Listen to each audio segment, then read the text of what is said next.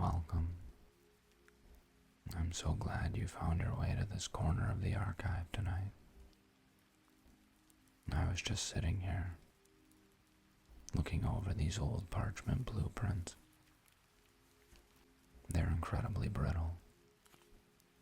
If I move my fingers too quickly, the edges just flake away into tiny gold-colored dust particles. I wanted to tell you about a place that lives in the margins of the maps we aren't supposed to read anymore. It's called the Clockwork Forest. A strange name, I know. It sounds almost rigid, doesn't it? Like something cold and industrial. But it isn't cold at all. It is actually quite warm. Warm from the constant, subtle friction of thousands of interlocking teeth. Imagine standing at the edge of a grove where the air smells faintly of heated iron, old parchment, and a very specific kind of sweet, ticking oil. Not the harsh fuel of modern engines, but a thick, amber fluid distilled from crushed pine resin and liquefied bronze. It lubricates the entire valley. It takes the place of sap. And if you look closely at the ground, you don't see dark soil or soft moss. Instead, there is a dense carpet of tiny, discarded watch springs and copper pine needles. They crunch underfoot, but not with a sharp snap. It's more of a metallic sigh, a muffled, rhythmic crinkle. I remember the first time I reached out to touch the bark of the great oak in that valley. It wasn't rough wood. It was sheets of overlapping brass plating, weathered by centuries of artificial rain. There was this beautiful, pale green crust, verdigris, gathering in the rivets. I used the edge of my thumbnail to gently brush it away, just clearing a small window into the mechanism beneath. And do you know what was there? Underneath the green dust, the metal was pulsing. Not like a human pulse, which is fluid and unpredictable, but a steady, triple meter thrum. Tick, tick, thwack. Tick, tick, thwack. A perfect, perpetual waltz. The canopy above isn't green leaves. It's a vast interlocking ceiling of copper filigree. Millions of tiny stamped metal gears, so thin they are translucent when the amber sun hits them. When the wind blows through the valley, the branches don't rustle. They chime, a massive metallic wind bell that stretches for miles. Listen to that for a moment. Just the softest collision of brass teeth.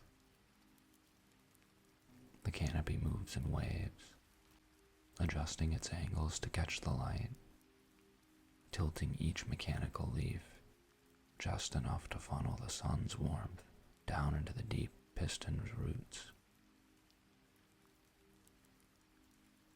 Down in the dark spaces below the surface, the lineage of this forest is kept alive.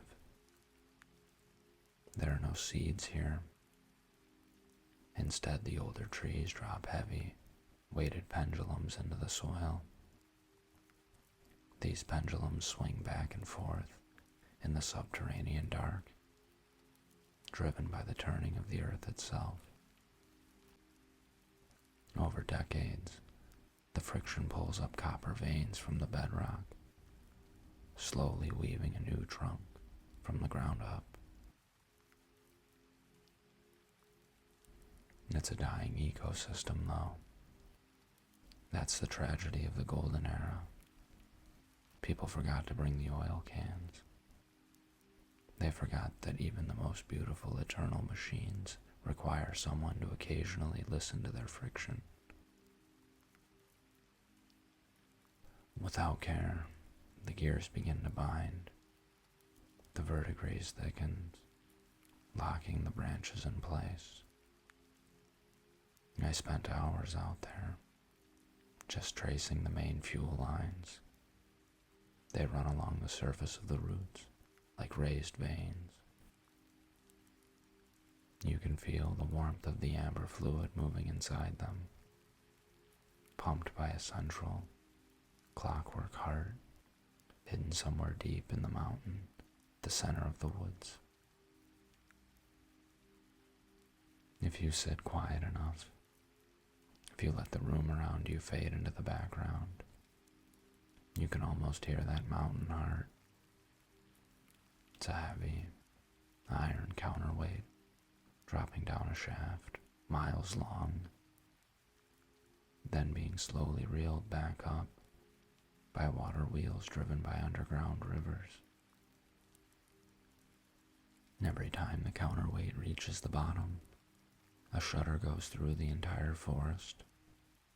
The leaves all tilt at once.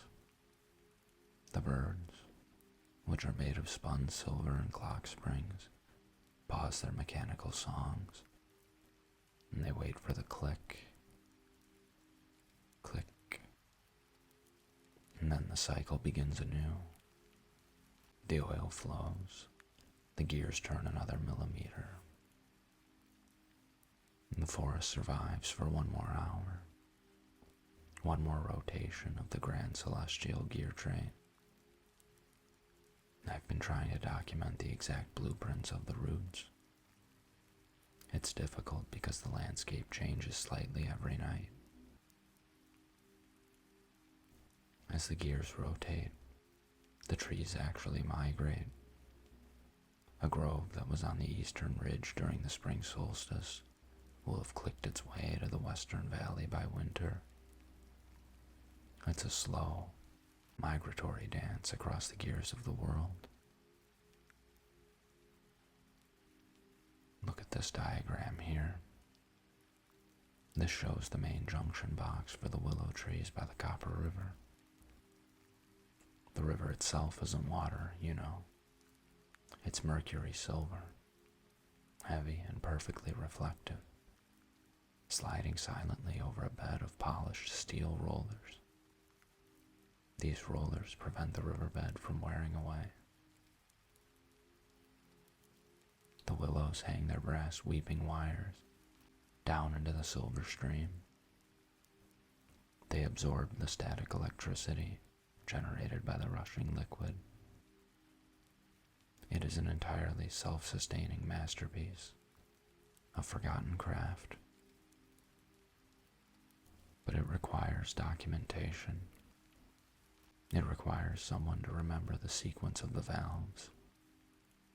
If you turn the third brass petcock too far to the left, the oil pressure drops in the southern canopy, and the leaves begin to grind against one another with a high-pitched, melancholic whine. We don't want that. We want the low, resonant hum. Just like that, a steady, comforting frequency that vibrates right through the soles of your shoes if you stand on the brass plating long enough. It makes your own chest feel a little more steady. It aligns your thoughts to a cadence that doesn't care about rush or hurry. The forest operates on a scale of centuries, not seconds. I often wonder who built the first escapement mechanism out there. Was it a lone watchmaker who grew tired of the crowded, noisy cities and decided to plant his dreams in the soil? Or did the gears evolve on their own? A natural crystallization of order out of the chaotic elements of the ancient earth. Sometimes, when the mist rolls off the Mercury River, it settles on the brass bark like tiny beads of quicksilver. The forest looks completely silver then, under the moonlight. The ticking slows down just a fraction because the cold thickens the amber oil. The whole world seems to take a long, measured breath. You can hear the tension leaving the metal. The springs relax, the coils expand. The entire mechanical canopy settles into its housing, resting its heavy limbs on stone pillars built by hands that have been dust for 1,000 years. We are just custodians of the rhythm. We brush the dust away. We apply a drop of oil to the squeaking axle. We listen. That is the most important part of keeping the clockwork alive. Simply being there to hear it keep time. The gears will keep turning tonight, even if we close our eyes. The counterweight will rise and fall. The copper leaves will chime in the dark, a private lullaby for the empty valleys.